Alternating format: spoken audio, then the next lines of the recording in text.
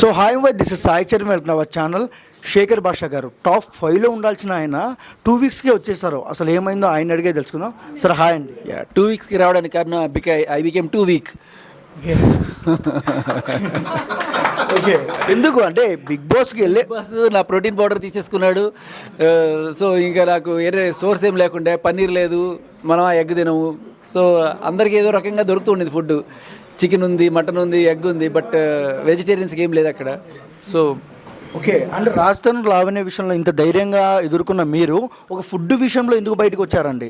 Food ఒకటే కాదు, తర్వాత బిడ్డ విషయం, ఫుడ్ విషయం, బిడ్డ విషయం. బిడ్డ పుట్టాడు, చూసుకోవాలనిపించింది. సో ఫుడ్ విషయం అంత చిన్న విషయం కాదు. ఒక 3 రోజులు తట్టుకోగలం, 4 రోజు 5 రోజుకి మెల్లగా డౌన్ అయిపోతాం. కళ్ళు తిరగడం మొదలెట్టినాయి, కష్టమైంది. అండ్ శేఖర్ భాషా గారి కామెడీ ప్రతి ఒక్కరికి ఎక్కింది. ఎందుకంటే మేము పబ్లిక్ టాక్ తీసుకున్నప్పుడు కూడా శేఖర్ భాషా గారి comedy బాగుందన్నారు.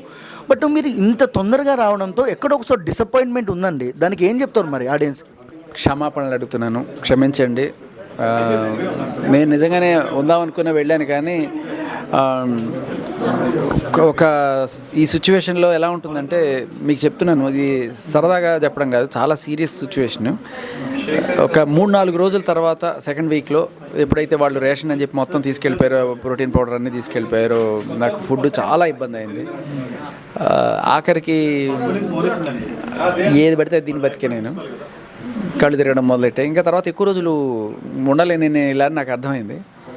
And my family needs మీ, తొందరగా బయటకు వస్తే కాస్త హెల్తీగా ఉండడం అనేది చాలా ఇంపార్టెంట్. రేపు నాకు ఏదైనా అయినా కూడా కష్టం అవుతుంది.